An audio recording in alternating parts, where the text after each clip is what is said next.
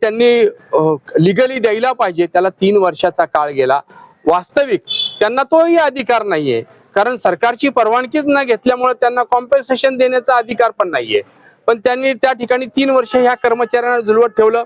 September 25 ला हे कर्मचारी आमच्याकडे राष्ट्रीय श्रमिक आघाडीकडे आले आणि त्यांनी त्या ठिकाणी सभासदत्व स्वीकारलं आणि आमच्याकडे तक्रार केली की 3 वर्ष आम्हाला कामावून काढून टाकले, पगार देतो 3 वर्षामध्ये कुठल्याही प्रकारचा कॉम्पेन्सेशन नाही, काही नाही, देतो म्हणतायत आणि आम्हाला असंच ठेवलं। आता आमच्या घरांवर जप्त्या आल्यात।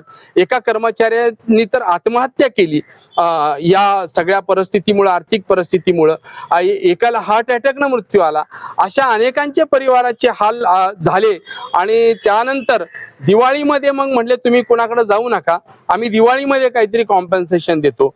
दिवाळी गेली, मग मात्र ह्या कर्मचाऱ्यांचा तोल सुटला आणि त्यांनी पुन्हा राष्ट्रीय श्रमिक आघाडीकडे येऊन आम्हाला सांगितलं की जी काही कायदेशीर कारवाई असेल ती आपण करावी।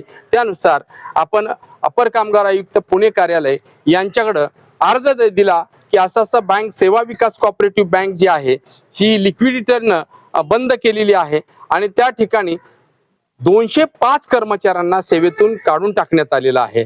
काय याबाबतची परवानगी शासनाची त्यांनी घेतली होती का? कारण शेवटी अपर कामगार आयुक्त कार्यालयात